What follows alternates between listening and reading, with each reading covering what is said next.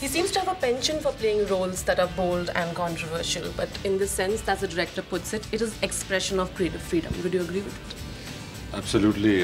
What is bold for one person might be cakewalk for another. Sure. And freedom of expression is our democratic right. And to push the boundaries is something which, as an artist, you should opt for doing. And that's what I opt for, and that's what our man Ketan opts for. So I'm in good company. Okay. Was that cakewalk for you then? Well, it is a very iconic character that I'm playing, so the pressure of playing that is obviously there. But a role is a role, you have to approach it in that same sort of sincerity which you approach every role. Sure. But since this is a man who has got a huge influence on our culture and on our social structure and arts, of which most people are ignorant about, it was even harder to kind of keep it respectable yet push the boundaries. Sure. Randeep, 6 साल पहले release होने वाली थी ये movie, 6 साल बाद release हो रही है. In the 6 years, how much has Randeep Hooda changed? Well, I hope I'll change a lot. Yeah. But ये 6 साल बाद रिलीज हो रही है. ये जब ये पहले रिलीज नहीं हुई थी तो थोड़ी सी मायूसी हुई थी. But in hindsight, I think it happened for the best, because अगर उस वक्त आती तो it would have been before its time. Yeah. I think things have changed in cinema since then. People are looking for different stuff, and people are actually going to watch movies. There was a time when people didn't turn up to watch movies, so that's very fortunate for us for it to come now. And also, the whole sensuality gamut has been pushed already, and I have contributed to it with acting with in Jism 2 and movies like that.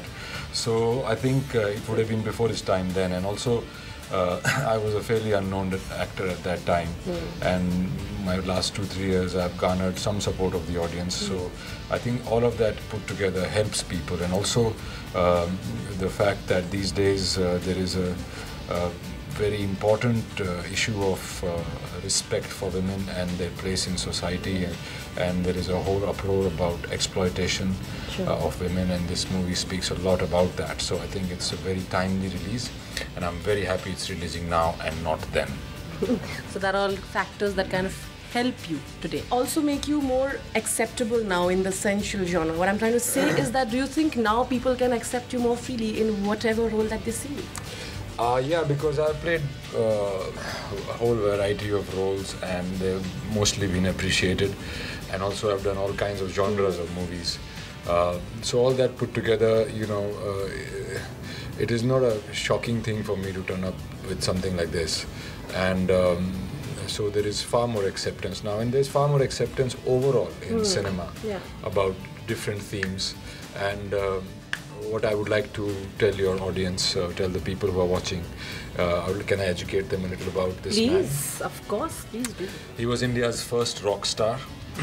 I'll tell you why. Because he used to get so much fan mail that the government put a separate post office for him. So you could, in 1890s, write a letter and just write Raja Ravi Verma on it, and it will reach this man. So that was the kind of popularity he had at that time. He was the first guy to give face to Hindu gods, in turn taking the gods out of the temples, and there were all these people who did not have access to temples because of their caste or religion or whatever. They had gods in their own houses. With his prints of his paintings, they could actually pray to gods right there in their homes. He was the first fashion designer of India, because, I'll tell you why, it's not funny, I'll tell you. Because before Raja Ravi Verma's paintings, sari was not even called a sari, it was called something, in all different kinds of parts of India, and they used to wear it in all different ways.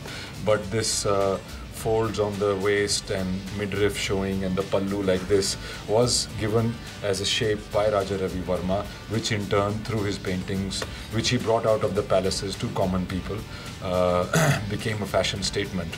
So much so that today internationally, the sari is known as the garment of the Indian woman, and it is worn the way Raja Ravi Verma painted it. He was also the first marketing person of this country, because he made prints of his own paintings, and at that time all matchboxes all soap boxes, kapde ke thaan, everything had his paintings on it. Prints of his painting, so he was selling like hotcakes. He made the prints of his own painting, so he plagiarized himself. So his thing was, while his contemporaries like Monet and all those people in Europe were dealing with different forms and going another direction, this man was fighting to bring art out of all these secluded palaces. Yes, and to you, because you sold it really well. You make him sound like this really cool guy, which I think He is a really cool guy. It's just we don't know about him. True. When that kind of told you what the role is all about. But the film is not about only this guy and his achievements. The film basically is a very passionate love story with all the rungs and russes of a love story between an artist and one of his muses. He had many muses which came and went, but one muse who contributed most to his most controversial paintings. So the thing is about the story is about the artist and the muse and the effect it has on the muse and the artist ultimately, and that is the crux of the story. You completely seem, obviously you were passionate in the film, so you obviously have connected to it. What is one thing that you took away with it? Are you one of those who take something away from the character?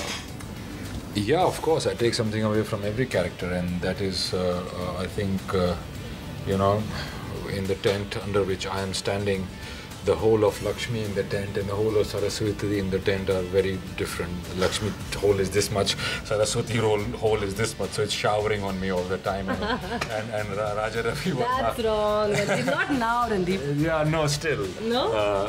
But I have horses, so I've got a hole underneath me for Lakshmi as well. So, the takeaway that I had with this movie was that I opened out more to all kinds of cinema, and earlier on my notion of being a niche actor was absolutely blasted out of the park by playing this character, because this man believed that, and which is true for all artists, I realized while playing this role, is that the deepest desire of every artist is to get across to as many people as possible. The people who say I make this film for this or I do this for this are all liars. They are not artists. Artists are selfish, artists are greedy, and they want to reach out to all as many people as possible.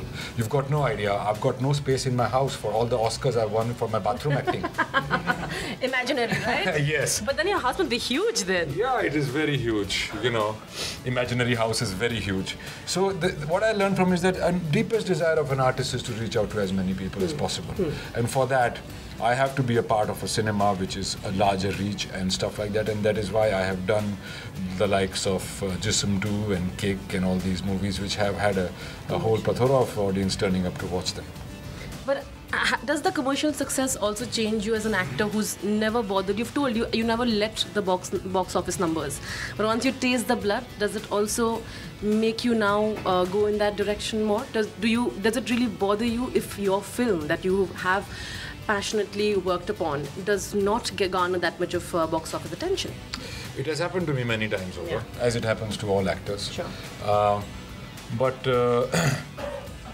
See, box office success means one thing, which is that it gives you legs for a longer period of time. You get a bit more choice, and you get to be a part of popular films which you can choose then to your sensibility whether I will look like an idiot in it or not.